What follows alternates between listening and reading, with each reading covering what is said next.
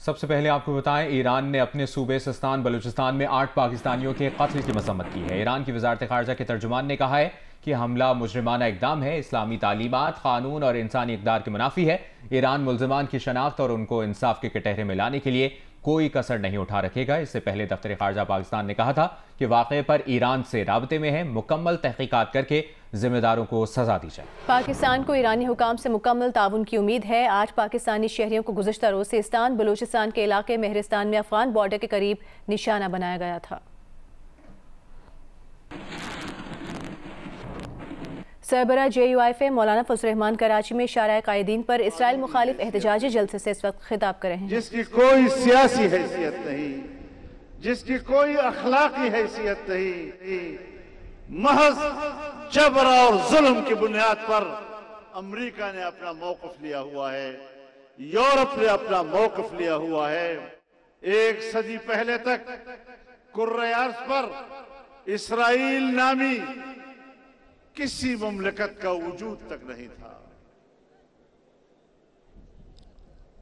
जंग अजीम अव्वल के बाद जब अभी अक़वाम मुत्तहिदा वजूद में नहीं आया था और एक इदारा आलमी सतह पर लीग ऑफ नेशंस के नाम से बनाया गया था, उस वक्त जब यूरोप में यहूदी मारे गए, पीटे गए, दरबदर हो गए, तो सवाल पैदा हुआ कि इन यहूदियों को कहां बसाया जाए।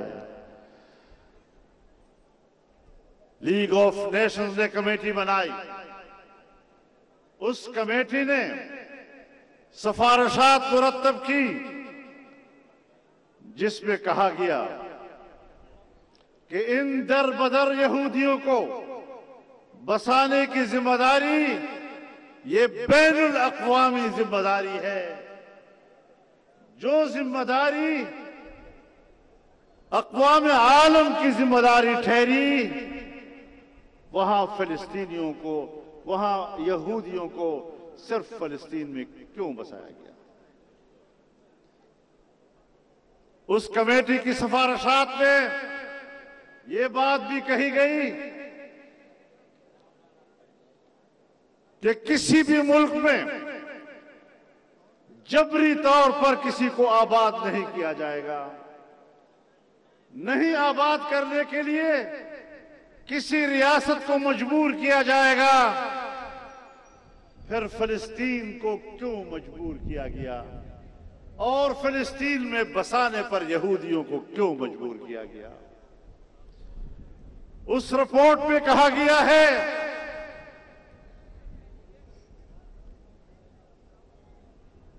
कि इनको फिलिस्तीन में आबाद न किया जाए इसलिए कि फिलिस्तीन की अपनी आबादी ज्यादा है, वहां मजीद किसी को आबाद करने की गुंजाइश नहीं है।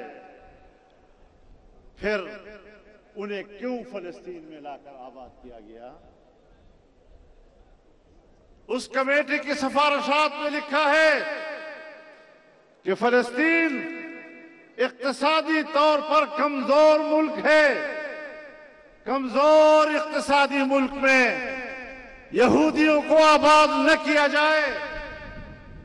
फिर क्यों फिलिस्तीन में आबाद किया गया जब कोई वजह उनको नहीं मिल रही।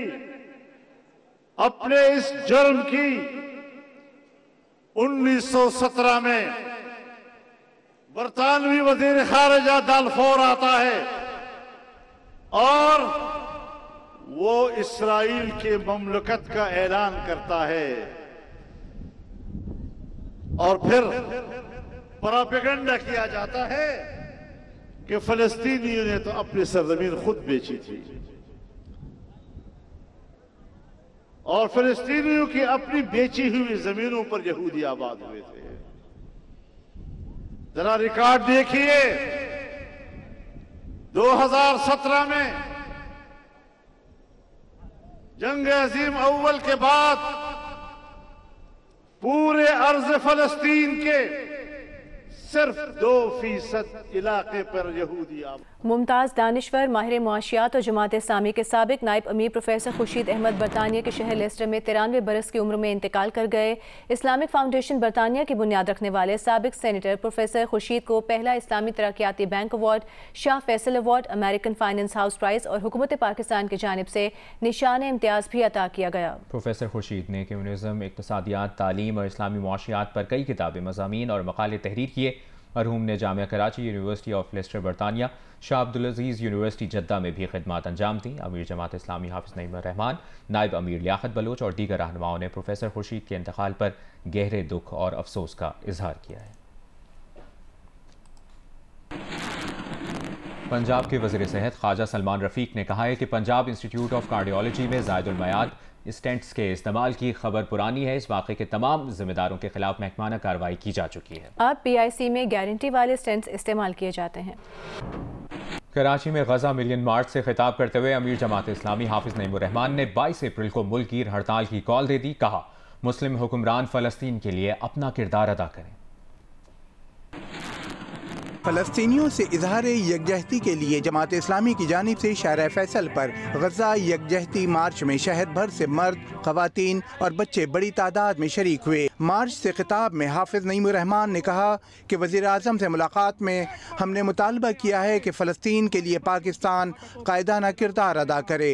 इसलिए मैं पूरे दर्द से कहता हूँ, पाकिस्तान की हुकूमत लीडिंग रोल अदा करे। पाकिस्तान के सिपहसालार आगे बढ़कर दुनिया की तमाम अफवाज को इनवाइट करें। वजीर आजम सिर्फ OIC का नहीं, दुनिया में ऐसे ममालिक भी हैं, साउथ अफ्रीका की तरह के ममालिक, आयरलैंड की तरह के ममालिक, जो सहूनी साम्राज्य के मुकाबले में खड़े हुए हैं। इन सबको इनवाइट कीजिए, इन सब की एक कॉन्फ्रेंस कीजिए और वहां से एक एलामिया जारी कीजिए कि अब बहुत हो चुका है, हम पेशकदमी करेंगे। हाफिज नईम रहमान ने मुफ्तियान पाकिस्तान की जानिब से इस्लामी ममालिक की हुकूमतों के लिए फ़लस्तीन में जहाद के फतवे का खैर मकदम करते हुए कहा कि इस पर बाद सियासी जमातों का रद्द अमल अफसोसनाक है। मैं पाकिस्तान के हुक्मरानों से कहना चाहता हूँ, मैं पाकिस्तान की अपोजिशन से कहना चाहता हूँ, ये पॉलिटिकल पार्टीज कहाँ हैं? ये इसराइल के खिलाफ क्यों नहीं खड़े होते? रहनुमा पीपल्स पार्टी फरियाल टालपुर ने टंडो जाम में जलसे से खिताब में कहा है कि सिंध पर नहरें इसलिए नहीं बननी चाहिए कि कराची को पीने का पानी मिलता रहे। सिंध के वजीर इत्तला शर्जील मेमन ने कहा कि हैदराबाद में 18 अप्रैल के जलसे में बताएंगे कि नहरों का मसला ज़रई नहीं, 7 करोड़ आवाम के जीने मरने का मसला है। टंडो जाम में जलसे से खिताब करते हुए सीनियर सूबाई वजीर शर्जील मेमन का कहना था कि 18 अप्रैल को हैदराबाद में जलसा होगा, जिससे बिलावल भुट्टो जरदारी खिताब करेंगे और पाकिस्तान को बताएंगे कि कैनाल क्यों नहीं बनने चाहिए। पूरे पाकिस्तान को बताएंगे कि ये जो कैनाल का मसला, ये मसला है क्या? ये किसी ज़रई जमीन के पानी का मसला नहीं है, ये सिंध में बसने वाले 7 करोड़ अवाम के जीने और मरने का मसला है। जलसे से खिताब में फरियाल तालपुर ने कहा कि हम नहीं चाहते कराची के पास पीने का पानी ना हो, इसलिए कैनाल नहीं चाहिए। हम ये नहीं चाहते कराची में लोगों को पानी नहीं मिले पीने का, और इन हमारे फार्मर्स को, हमारे काश्तकारों को अपनी जमीन खेड़ने के लिए पानी ना हो। ये नहीं होगा, नामंजूर, ये कैनाल्स नामंजूर। हम आखिरी दम तक लड़ेंगे और ये कैनाल्स बनने नहीं देंगे। जलसे से पीपल्स पार्टी रहनुमा निसार खोड़ो, जाम खान शोरो और दीगर रहनुमाओं ने भी खिताब किया। मियांवाली के इलाके कच्चा गुजरात में दरियाए सिंध से 56 किलो वजनी मुजाहिद मछली शिकार की गई है। मकामी ज़राए के मुताबिक मार्केट में मछली की कीमत 55,000 रुपए लगाई गई है।